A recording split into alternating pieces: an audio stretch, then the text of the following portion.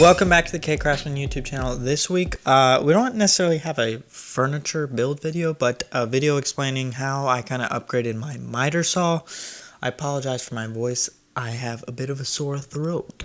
So yeah, this week we're making just a miter saw extension for my miter saw, and I don't have a dedicated space in the shop to have a full-fledged 2 tables on either side of it, so I needed to make something that was portable and something that I could take down easily and reassemble when I need it. So I made this while in the process of making a pair of end tables, which is next week's video, so stay tuned for that. And yeah, let's get back into this.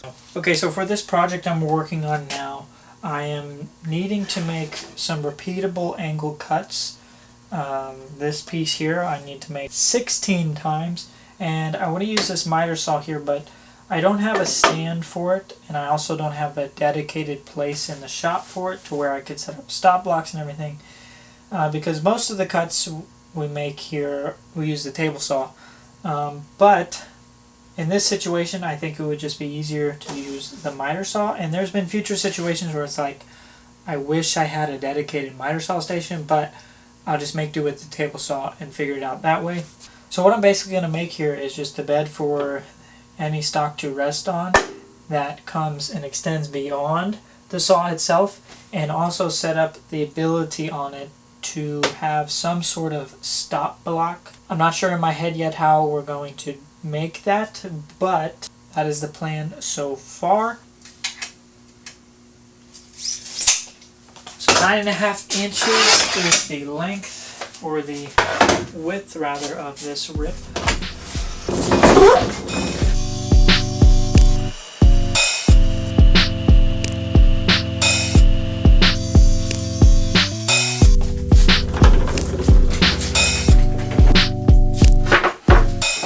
And it'll just attach like this, and you'll be able to, if you have longer pieces you need to cut, you could slide it all the way that way, vice versa.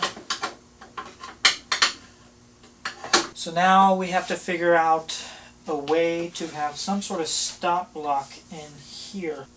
Alright, the plan is to take this router bit here, make a groove for this to go into,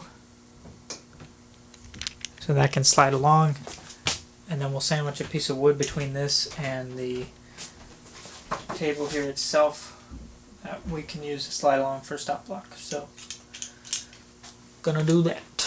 Alright, so I've got that T-channel bit loaded in the router. I assume that's what that's called.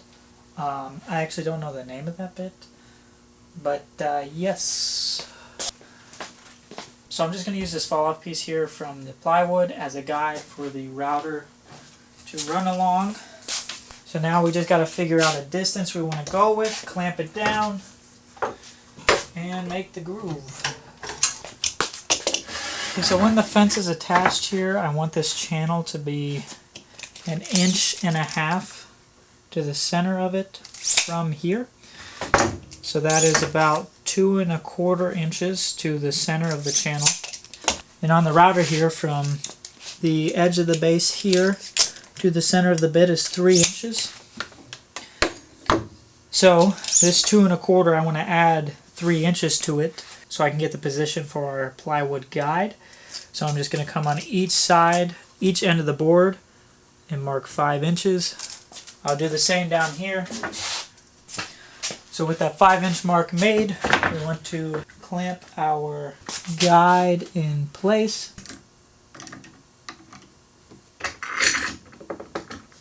So you may be wondering why I'm not using the flat edge of the router to run across the fence here. And the reason is simple. If I'm using the flat edge of the router, running it along the fence, and I tilt the router any way, it is going to throw that bit way off, and the piece is going to be messed up. But if I use the circular part of the fence, no matter which, if this tilts a little one way or the other, it's still going to be in line because the router bit is the center of this circle here. So it's very important when you're running your router against a guide to use that circular part, because that way all you have to worry about is keeping this tight to here. You don't have to worry about keeping it straight also. I learned this the hard way at my job when I was making a barn door, and we were putting little bead grooves into the piece of plywood that was the panel of the door. Well, I had set up the guides and everything and ran it along the flat surface, because intuitively you would think, okay, I'll just use the flat surface. And then I was pushing, something happened, the cord got caught, and I went like that a little bit, twisted it, and messed up the groove in the whole door. Yeah, and that was not a fun time. We were not happy about that. But that is why we want to use the rounded part of the fence, the rounded part of the router, keep it tight to the fence, push it through. Last thing I'm going to do here is clamp this to my table. That way I don't have to worry about it moving on me.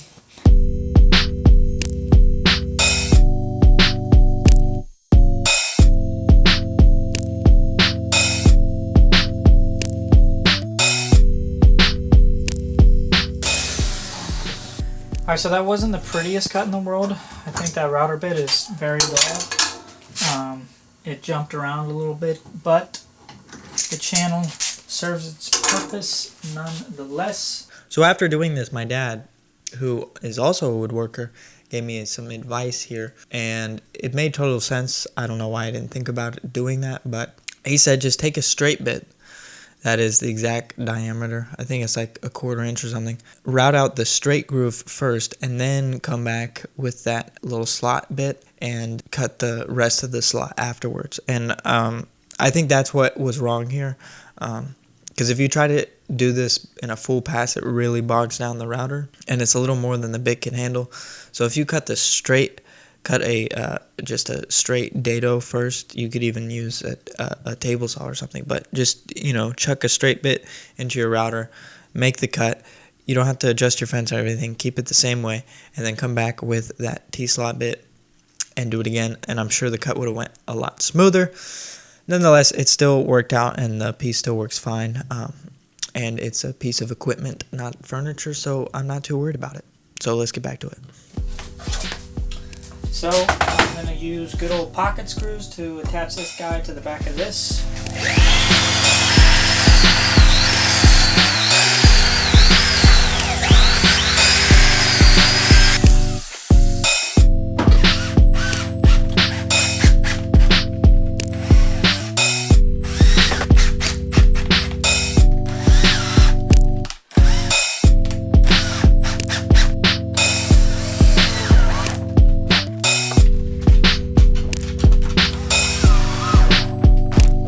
So after attaching everything, I think I'm going to rip this down a little bit, just because when I go all the way to these hard angles, this knob is hitting right here. So I'm probably just going to take, I don't know, maybe an inch and a half off, and we should be good to go.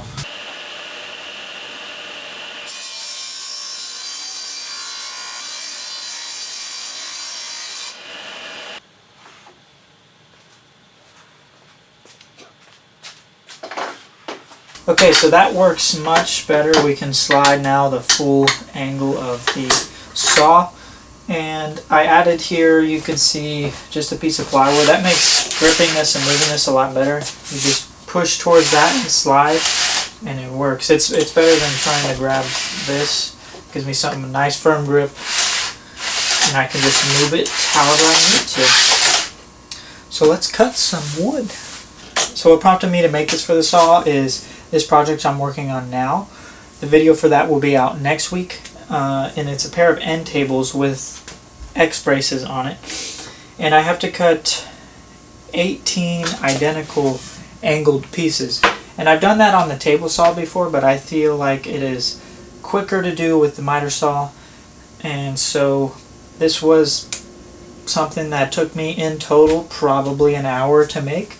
And now I have this for this saw permanently, and I can use it on all types of projects. So let's give it a few cuts and see how everything functions. One last thing you might want to do here is set the depth of your saw. And the way you do that, let me show you. Okay, so coming around to the other side of the miter saw, your saw should have some sort of stop gauge. You see, if I flip that up, I can go all the way down. But if I flip it down, this bolt here will make contact with the stop and prevent me from cutting deeper. So you want to do this just so that you're not cutting all the way through this piece, especially if you're going to be taking it on and off like I am. I'd rather have it into one piece. So if you set that stop, it's only going to cut in, you could see here, a 32nd of an inch, and that way this stays intact as one piece. So let's make some test cuts.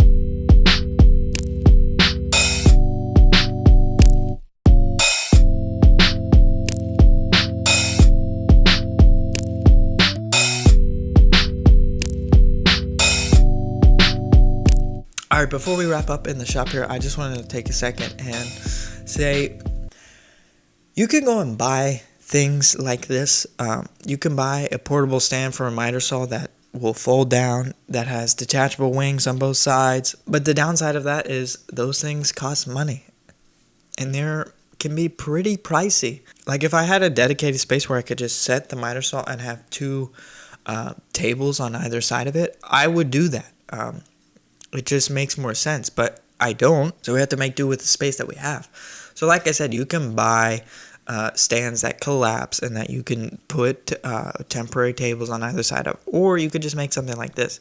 I think the total length of this is like 5 feet or something like that. Just screws onto the saw, and I could cut, decent boards up to 4 feet long on this, no problem. Rarely am I ever going to be cutting anything longer than that, so I'm not too worried about it. And this is all just to say that very often you don't need to buy tool accessories. You can just make tool accessories. Tools itself, yes, you kind of need to buy. I mean, I've seen people make their own tools, power tools, but accessories such as fences and tables and different jigs and everything, you can more often than not make them yourself, and they function good enough or just as good or even better. So always take the time to think before you buy, especially if you're on a budget, and especially if you're just starting out. You don't need to spend hundreds of dollars on extra accessories. You can just make them. Alright, so that's it. It works pretty well. Exactly what I needed to do. Repeatable cuts, and as you see, we've made 16 cuts. All the boards are the exact same. So if you want to see more on the project that I'm building right now, the video will be out next week. So stay tuned for that. I'm building a pair of end tables with some X braces. They're going to be stacked something like that with a half flap joint in it. So yeah, look out for that. It'll be out next week. So if you enjoyed this video, thank you so much for watching. Leave a comment letting me know your thoughts on this, any improvements you think I should make to it, if you learned anything, and if this has helped you out at all. Subscribe if you're not already, and we'll see you in the next video.